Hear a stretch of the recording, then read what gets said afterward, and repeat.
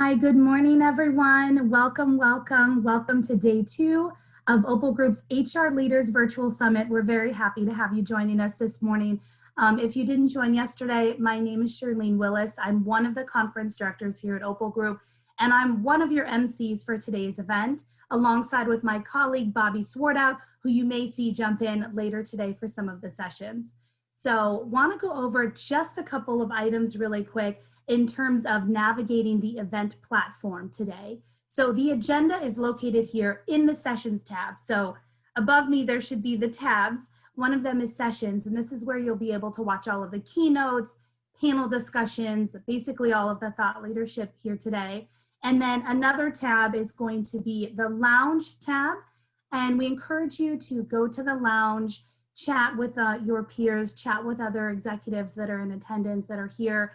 That shows everyone that is registered for the event, and you'll be able to communicate, send messages. We also have the social wall, and I did see a question in there, I believe from Tara with Best Buy posting something, and we would love for you guys to be able to hop in, talk to each other as well as you come and go in between the thought leadership and the sessions. Also, if you have any more questions and whatnot, we do have the technical assistance in the bottom right corner of the website as well, so you can click there if you need any assistance. And you should have also received some information about the navigation and the tools in the Know Before You Go email that went out with your invitation. Let me take a look here at my other notes.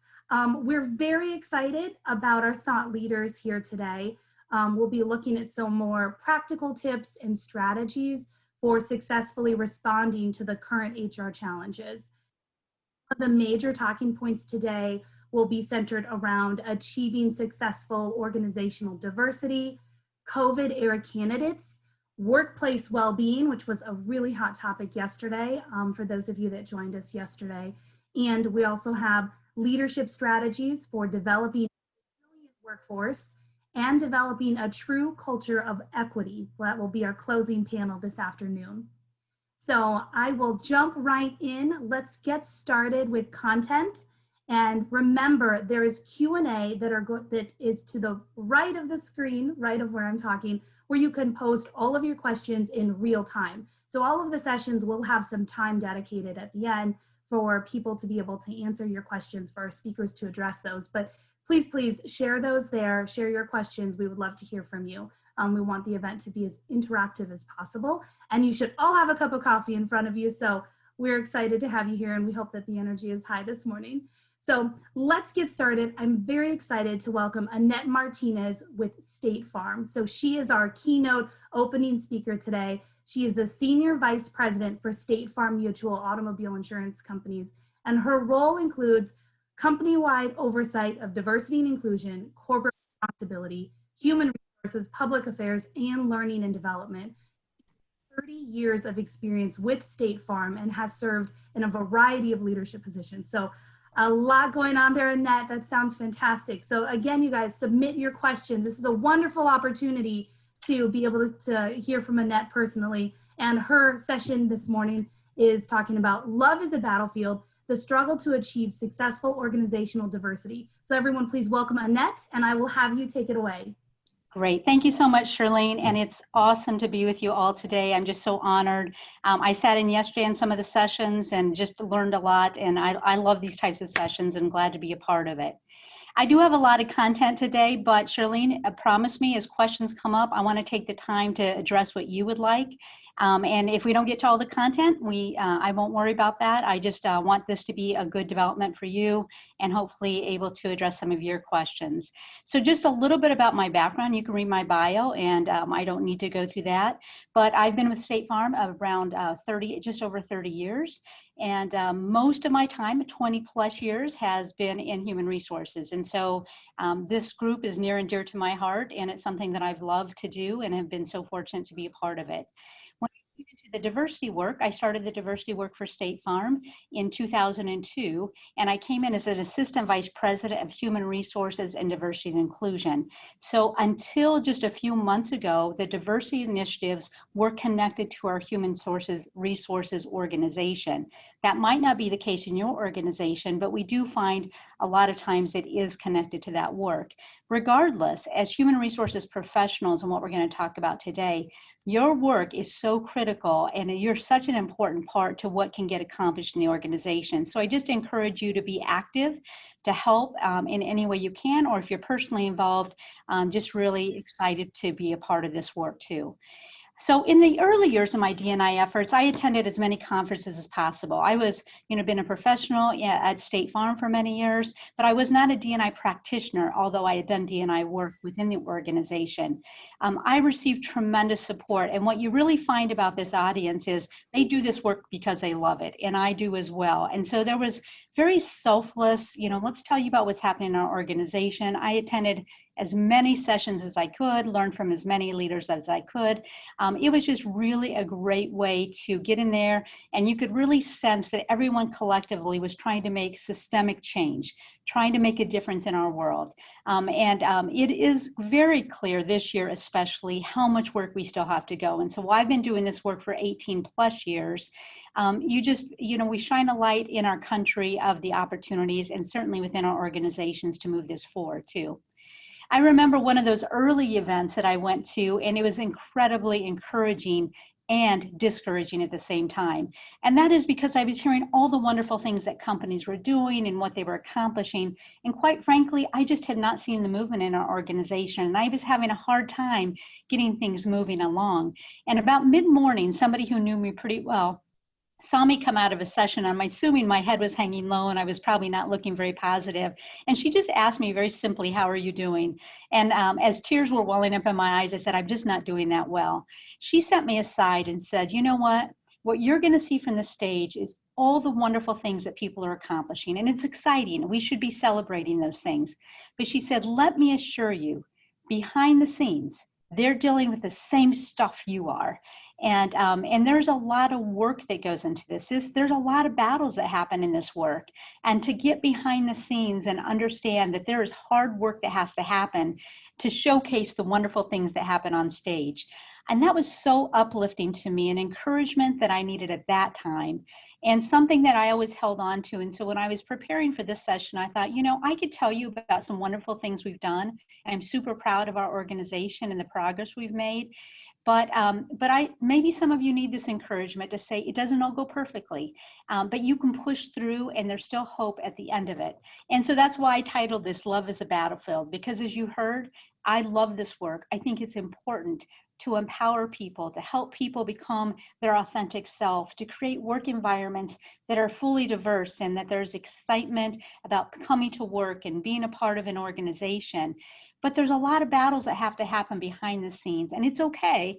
You can push through them, but you need to go in eyes wide open. And so wherever you're at in your journey, whatever your role is, I hope that some of these things that I'm going to share are maybe just to encourage you to understand these things have to happen. They are part of the process, and there are other things that I could share as well, but I thought these were some of the key things that I've learned, and I'm going to share as many as I can to visit with you about as well.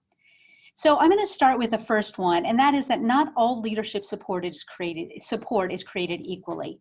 Wherever I went, and definitely it wouldn't be a surprise to you, people are saying in the D&I space, if you don't have senior leader support, you're almost doomed to fail. Your CEO has to be a part of this. Your senior executive team has to be a part of that. And absolutely, even coming in, there were a lot of right things said about timing in the organization. We're ready to take this on. And in many cases, I continued to receive some of the support that I needed. But what I really witnessed behind the scenes was there were some that were very willing to support only if they did it behind. They were going to help me. They were going to whisper things in my ear, but they did not want to be visible. That wasn't where they were comfortable, and they didn't know how to be visible, so that wasn't their space. There were some people that were willing to support visibly, but it had to be on their terms, not beyond that. I had a few key leaders, people that I would have assumed would have really been engaged in the work. They were really challenging me to say, don't push too hard, don't rock the boat here. We kind of have a good thing going. Let's, don't push us too much. And so definitely they were supportive, and I needed their support, but they wanted to do it on their terms and what they felt comfortable with. There were some leaders that they would support it if their leader supported it. So I had somebody actually come to me, a senior leader in the organization, that says, if the CEO doesn't say it, then I'm going to have a hard time being a part of it as well. And you have to know that. You have to know where people are at. And so if their senior leaders are not going to support it, you have probably more work to do, or maybe they don't hear the level of support they were hoping. And then there are those who are willing to support just because they believe in it and they want to engage. And so I'm sure there are more examples, but it's really important to you, for you to know where people fall in that continuum. And what I always reminded our team is everybody's on their own journey. So let's not forget that they have to come along at their own pace. So what I would really suggest as you think about this, consider how do you prioritize your efforts when working with your leaders. You want to first engage those people that personally believe and want to be engaged, but you can't overburden them either. And so you're going to have to bring other people along and think about how they can be part of the process on their terms, in their way, but continuing to evolve them as well. So some action items that I thought around this one specifically is early on, really determine who your influencers are. And then, as you know, they're influencers, where are they in this continuum of their willingness to support? And how do you have conversations with them about maybe taking them to the next level or figuring out how you best leverage that? Stay focused where you need to stay focused. You're not going to solve it all at once. So really maybe map out how are you going to address that. And then this you're going to hear as a thread through all of everything I'm going to share with you today is always build relationships. Definitely with those who are supporting it, but even those that maybe are behind the scenes or maybe hesitant, or perhaps themselves are in their journey early on and aren't quite sure where they believe in this. You have to have relationships with all of those because they're not only important to the process, but they're also leading others, and you need to know where they're coming from as well. The second goes really right along with that, and that is understanding that not all resistance is visible. So when you're talking about some type of topic like diversity and inclusion, there are going to be resistance points. We are clearly seeing that now. We've seen this throughout any work around diversity and inclusion, and I went in at least knowing I was going to deal with resistance. In fact, a conversation I had with my husband before we took this job, he actually works for State Farm as well, is we said this could be career limiting because he knows me and I'm one that's going to dig in and do things. And I said, so are we committed to this effort and understanding that there could be some challenges along the way? We went in eyes wide open and understood that. What I was not quite as prepared for was the invisible resistance. So I can deal with the people who are coming and telling me they don't like what I'm saying, the letters, the many letters that I receive, the people who vocally share different things. I can absolutely support that. It was the people that, too strong of a word, but somehow subtly were sabotaging behind the scenes that I didn't know was happening. At one time, somebody came to me and said, hey, you need to know that this person who was a senior, very influential leader, who I think would have been a great proponent for us and was telling me all the right things, was openly in other meetings telling people he didn't really support what I was doing. That is what I wasn't prepared for, but it was a great lesson. And the way I addressed that was just to go sit down with the individual. It was somebody I talked with on a regular basis, somebody I considered a mentor. And I had to sit down and just have some really honest conversations about where they were at, why I addressed the elephant in the room. Why were you sharing that you weren't supportive? You're telling me you're supportive. We had to have that kind of conversation. And we had the relationship to do that as well. What I found in that conversation is we were both looking for the same end game. We both wanted the progress in the organization. We knew that there were gaps. We disagreed on maybe how to get there, but that was an easier solution, right? So we could work together to try to figure that out and be able to address maybe their concerns and still bring them along with me too. I needed him to be a champion. You need people who are resistors to be champions, but you got to figure out where they're at. And so some of the action items that I would have around there is, as you think about developing more support and allyship, don't make assumptions about anyone. Even people who come to you and are saying, yes, I'm in, Ask questions. What does that mean? What does all in mean to you? What is that going to look like? Open the doors of communication so if they have things that are resistance, that they can come and talk with you and not speak about it to other groups as well. You see the relationships, check in often, because as new elements were implemented, there were maybe components that they didn't agree with. So perhaps in totality, they agree directionally, but in pieces of it, they may not. And that's where the resistance, or they may dig in as well. And then finally, for the team, we really looked at how do you pay attention to what might be bubbling below the surface? What's happening that, what are you reading those tea leaves? Are you making sure that there aren't things out there that you're unaware of, so you can try to get in front of it and not have to address it from a reactionary standpoint as well? So again, if you're looking at resistance, just thinking about not only the resistance you see, but the resistance you might not see. The third thing is timing really is everything. And you hear that all the time. And so this is something that I had to personally work on. My personal approach, quite frankly, to any issue is I evaluate the issue, I look for solutions, and then I'm going to implement. And that's just who I am. I come in ready to produce and get things done. That was not as successful in the D&I work, because the D&I work took a little bit more finesse. I had to take more time thinking about how this applies. What are the unintended consequences? How could people perceive that? And so it took a little bit more energy to think about what are the things that I see as needs and gaps in the organization, having conversations with people, and paying attention to what else is happening in the organization. So I had to really moderate my tendencies to jump in and get it done. Actually building out strategies, thinking about ways we could address it, but then paying attention to all the landscape. How are things happening? And being flexible to think about when can I be most effective at implementing some of the work that we needed to do. There were also times I told the team, ride the wave. So perhaps there's a business area that's working on a key initiative that we know there are pieces of our work that would be very complementary to that.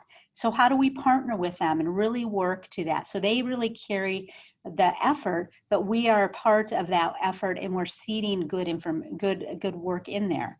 So one example is we had a business area that was going through some pretty significant staffing changes and transitions, and they had some real opportunities to make a difference in their staffing. So for us, it was a good chance to sit down and talk about their talent and to think about opportunities and how could they diversify their team. So we were able to ride that wave of saying, how do we move forward? And how are we able to help you with this? And so it was a great partnership to make those things work. So yes, as a diversity work, we are about pushing the organization, about helping them think about doing things differently, creating success paths along the way. But I also had to think about how can they consume it? Are they ready to consume that? And for us, in many cases, what we would do is we say, let's build out what we're trying to accomplish. Let's take a review of the landscape. And sometimes we had to put things on the shelf and say, you know what, it's not quite time, but we're going to be ready when it is too. So understanding and being, again, I use the word finesse because it's very important that you're really paying attention to how these things integrate with other things in the organization, to not be a distraction, but to be a part of the solution too. So as I think about action items for this, just what I said, really think broadly. In the D&I work, it's so easy, in any of our work, and in HR professionals, I know this for you as well. There's work we want to get done and we're so focused on it and we know we're going to try to get it done. But you got to step back, take a breath, look at what else is happening. If you keep pushing forward, you may miss the opportunity later down the road that would have been more successful. Recognize that there are multiple ways to get to the same end game. And so as you're building out your strategies, you have to be flexible. And it may not happen on your timeline, but think about how maybe it can be positioned later on in a better way too. Understand that not now does not necessarily mean not ever. And it goes with the next one as well, which is about be prepared to jump in quickly if the opportunity presents itself. So we were very conscientious about building out what we thought was important. If we had to shelve it, we shelved it. We were able to dust it off. But when somebody told me it was time to go, or I saw the opportunity, or something happened that I just knew that it was the right party to help me work with this, we were ready to go. They didn't have to wait for us. We weren't going to slow down their progress either. So the fourth thing is communications are everything unless they are nothing. So it's not going to surprise you that communications are critical to this work. And from the very beginning, we had 2 senior executive leaders who are sponsors of the work. I met with them on a regular basis to build out communications, strategies, what are we doing, how do we accomplish things, celebrating our successes, meeting with the board of directors. So we were doing a lot. It wasn't about volume and it wasn't even about content because we had a lot to share. But what was happening is we were having the communications go out. We also saw that there were gaps perhaps in behaviors. So the alignment between what you're going to communicate, maybe verbally or orally, those things, verbally or written, those things have to be aligned with the actions of the organization. And so being very important that we look at this and say, how do we consistently message those 3 things, the written communication, what you're showcasing as your operation, and then how people are behaving. And those things, if they don't come together, people will question the validity of it, and they almost always go to the behavior. So that's very important as well. So I put some action items here. I see there's a question there that I want to get to. When you're talking about leadership and some of the action items you mentioned about always building relationships, how do you do this primarily remote workforce, and do you have a platform? So I did have the luxury, I think this is a great question with our times that we're dealing with it. I did have the 2 luxuries. One is I'd been with the organization for quite a while, so I had relationships built. And I was always leaning into those. And so I just really refreshed those and made them more robust. And then the second is I did have the physical capability to do that because we were in the same building and I was with in our corporate headquarters as well. But I think we're learning virtually that we can do this as well. What I would say is anytime you're doing virtual relationships, have a camera, make sure it's face to face. I've always believed, and in the diversity work especially, looking at a person eye to eye, it's a different conversation, and you can do that virtually too. It is probably going to take a little, maybe you have to do more interactions with somebody because you don't have that physical connection, and so you're able to do it and maybe spend more time doing it on a virtual basis. But definitely there are ways to do that. When we think about the second question, do you have a platform or communication tool?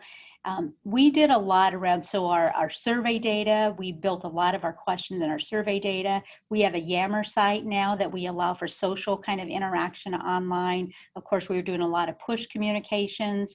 And in the last few years, we've really been equipping our leaders to have these conversations. So it isn't coming from on high, but it's coming from the levels of leadership that they most listen to as well. So thank you for the question. So I put some action items up there about how you can look at building this out and making sure that you're addressing all aspects of communication and thinking about bullet 3 is really important too. You have to look at every level of associate. We spent a lot of time early on your executive or senior leaders, and I wish we would have spent more time at the employee level, so we were creating these feedback loops, so we were hearing more at that point. And you do have to address your advocates and the cynics. The cynics will teach you a lot about what you need to work on. And so don't discount it. It gets frustrating, and I get that, but don't discount it because that's the message. And that's why we went to a social platform, because we felt like we wanted to hear the things that weren't going well so we could start addressing and making sure we were having the right conversations too. And finally, the last one, and then I'll see what other questions we have as well, is the power of D&I titles. And this has been a recent learning of mine as well. So we've been doing this work since 2002. We've always had a diversity leader in this work. We have never had a chief diversity officer. And frankly, my team kept coming to me and said, we need a chief diversity officer. And I would say, well, you know, I'm a senior vice president running the work. That should have in our organization, that title means something. And so it seems like it has enough authority behind it to say this, we're serious about it. When we named our chief diversity officer early this year, I was astounded about how critical this was. And what I'm learning through this is it wasn't that people didn't know we were doing work. They didn't know maybe the breadth of work we were doing, but they needed to know they had an advocate and somebody that the organization said, this is important. And by putting the title out there and by that person then representing the masses, it was so critical for them to have that. And so this was something we struggle with. And as you think about your organization, if you don't have the Chief Diversity Officer or whatever that senior title would be, just really an encouragement to think about how critical that is from a visibility standpoint and from a just even symbolically how important it is. The work that our CDO is doing is really important, and I know that he's going to take it to the next level, but it really, I think having that title has had people pay different attention to him as well. So some of the action items that I just put there is, think about how you continue to showcase your organization's commitment. Are your senior leaders openly talking about the D&I work, the D&I team, the D&I leadership? Being very clear on who represents the work, not to say that's their work, it's that this is something that we believe in, we're all a part of it, but this is somebody who's going to help us lead and guide the work, and really creating that visibility of it as well. So with that, I do want to open it up for questions and to see what else that you have. And I know I ran through a lot of information, but so one question out there that we had heard in advance was about how you increase senior leadership engagement in D&I initiatives. And when we started, which I'm really, I think this really set the stage well. So I was an assistant vice president in human resources. I reported to the vice president of human resources, but I had a dotted line to the chief operating officer. And so it was really important because he then set the stage for other senior leaders to understand the level of importance, and I would work with the CEO as well. So when we did our first initiatives, we had several work streams. Like I said, one was communications, one was metrics. We actually had senior executives sponsor every one of those key initiatives, and they would be the voice of any communications that went out. It didn't necessarily come from the Office of Diversity and Inclusion. It went from them as senior leaders. And so it was really important because they were able to showcase that work. So from the very beginning, we have always had executive leaders that have taken portions of the work. And even now, each of our departments has an executive that represents us on our Enterprise Diversity Council. And we are just launching a governance council that will also have senior leaders as well. So I think you really want to address it from all different types of tiers. And in our employee resource groups, we also have an executive sponsor for each of those two. So I think there are many ways that you want to make sure that you're highlighting and making sure executives are fully engaged too. Okay, so another question we have here, are there any books or programs that you can share that has helped you in the D&I work? So we read, everything that we could get our hands on. But more recently, there have been some really good information from the Korn Ferry organization. They've done a lot of great work, and we've partnered with them on some things. There have been some from McKinsey. There are some great diversity articles. There's some excellent resources out there. And I would say be balanced, really go and look at a whole group of, there's some consistency and threads of similar information, but I would just spread the net very far, looking for, different inputs, different studies that are happening. So, Catalyst does a lot of great studies, and we worked with them early on in our work and did some evaluation from them.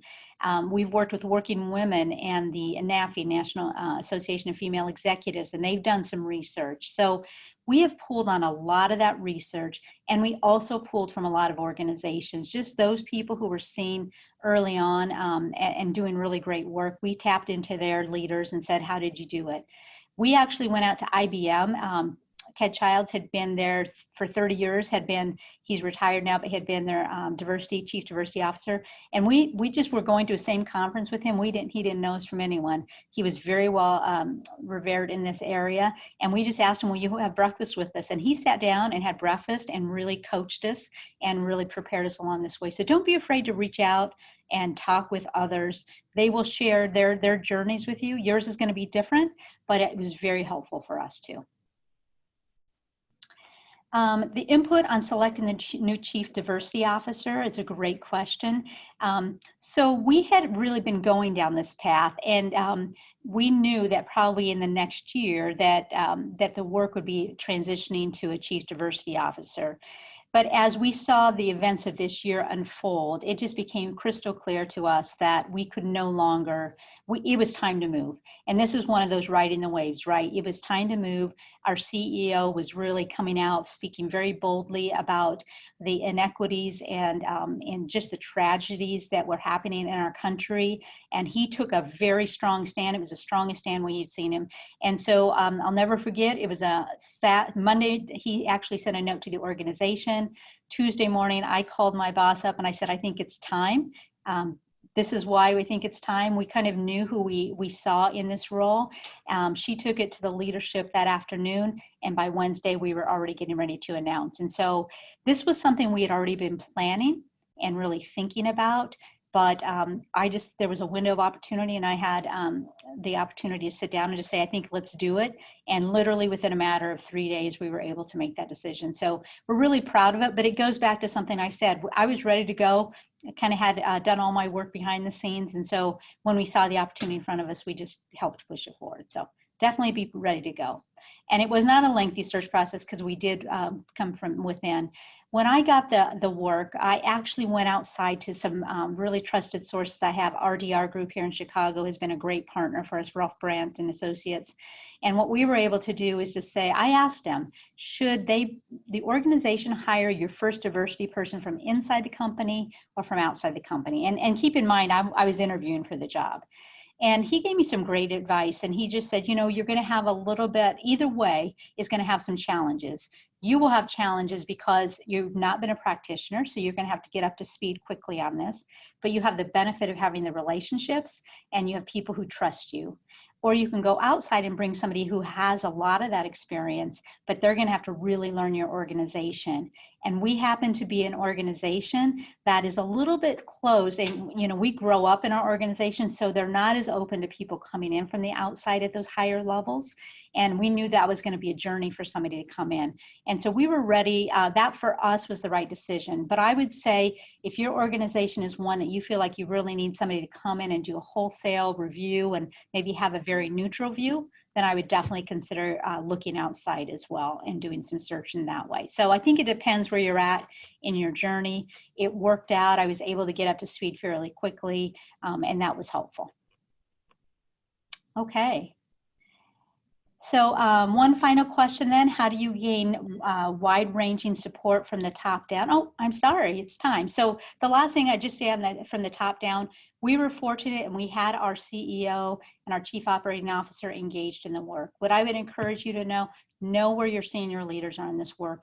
Have the conversation with them about what this means to them and how they want to move forward before you commit to doing some of the work that you're doing. So I know that was a quick time. I hope there was some great information for you to be able to take away and maybe just think about pieces that you can consider for your work as well. Thank you for giving me the opportunity to be a part of this. I'm so excited about what we can do. It's clear we have more work to do, and however we can partner and make sure that we're making a difference. I'll tell you what I told my daughter when she was leaving to college 4 years ago. She just graduated, and I said, honey, go out there and make a difference in the world. And so I would tell you the same thing. We can all do that, but we're gonna have to work together to do that. So thank you so much, and it was great being with you here today. Thank you, Annette. I have a lot of notes that I took, and I have a lot of questions myself, so don't be surprised if I send you a message.